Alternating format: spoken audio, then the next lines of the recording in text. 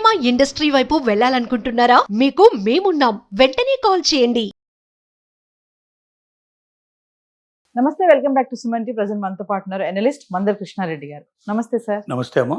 Sir, AP government డ్వాక్రా మహిళలకి surety లేకుండా 2 లక్షల వరకు లోన్ ఇస్తుందంట. అది కూడా 48 అవర్స్లోనే అకౌంట్లోకి వస్తాయి.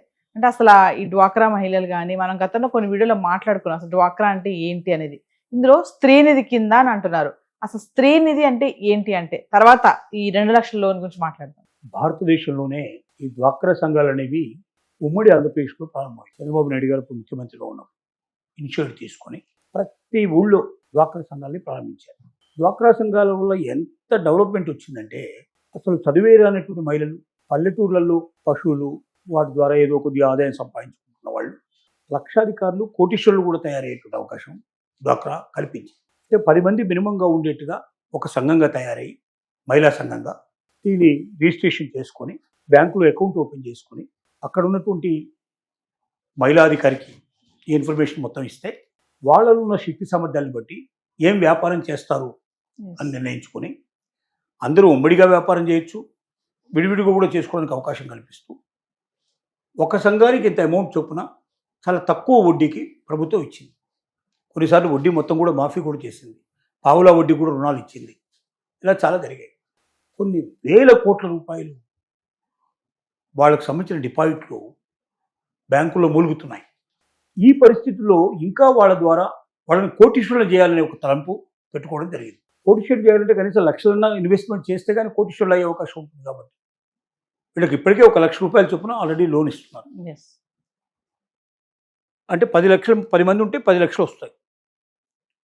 దీంట్లో ఎలా ఉంటుందంటే, ఒక వ్యక్తికి ఈ 10 మంది గ్యారెంటర్స్గా ఉంటారు. ప్రతి వ్యక్తికి అందరూ గ్యారెంటర్స్గా ఉంటారు.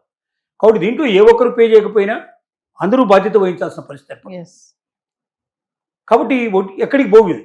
ఊళ్ళో 10 మంది లేడీస్ అంతా కలిసి, జెంట్స్ కన్నా లేడీస్ యొక్క వివరాలు తొందరగా తెలుస్తాయి. వాళ్ళు ఎటు వెళ్తున్నారు, ఊరికి వెళ్తున్నారా, ఊళ్ళో ఉంటున్నారా, ఏం చేస్తున్నారు, వాళ్ళ మంచి ఏమిటి, చెడు ఏమిటి, వీళ్ళకి అదే పని కదా. ఎక్కువ భాగం ఆ విషయాలే మాట్లాడుకుంటుంటారు, ఆ విషయాలే ఇన్ఫర్మేషన్ తీసుకుంటుంటారు. కాబట్టి ప్రతి ఒక్కరిని జాగ్రత్తగా కాపాడుకుంటారు. దాంట్లో ఇప్పుడు ఆంధ్రప్రదేశ్ గవర్నమెంట్ ఒక కొత్త పథకానికి దారితీసింది. అంటే గత సంవత్సరం సుమారుగా 1,00,000 మందికి పైగా లక్ష రూపాయల చొప్పున ఇచ్చి వాళ్ళ అభివృద్ధి కోసం ప్రయత్నం చేసింది. అది చాలా సత్ఫలితాలు ఇచ్చింది. ఇప్పుడు ఇంకొక 2 లక్షల రూపాయలు అదనంగా ఇవ్వాలనుకుంటుంది. మొత్తం 8,43,000 సంఘాలు ఉన్నాయి మొత్తం కంప్లీట్గా. దీంట్లో 85,45,000 మంది మొత్తం మెంబర్స్గా ఉన్నారు. వీళ్ళకి ఒక్కొక్కరికి అదనంగా 2 లక్షలు, ఇంతకుముందు 1 లక్ష కాకుండా ఇప్పుడు 2 లక్షలు అదనంగా ఇవ్వాలని ప్రయత్నిస్తుంది. ఈ 2 లక్షల రూపాయలు వాళ్ళు ఏదైనా ఒక పథకం కింద ఏం చేయదలుచుకున్నారో వివరాలు తెలియజేసి అధికారికి సబ్మిట్ చేసిన 48 అవర్స్లో వాళ్ళ అకౌంట్లోకి డబ్బులు వచ్చేట్టుగా చేయడానికి ప్రభుత్వం సిద్ధంగా ఉంది. పోయిన సంవత్సరం 3,000 కోట్లు సుమారుగా ఖర్చు పెట్టింది, సత్ఫలితాలు ఇచ్చింది. ప్రతి ఒక్క లేడీ దీంట్లో తీసుకున్న వాళ్ళందరూ కూడా అదనంగా డబ్బు సంపాదించడం మొదలుపెట్టారు.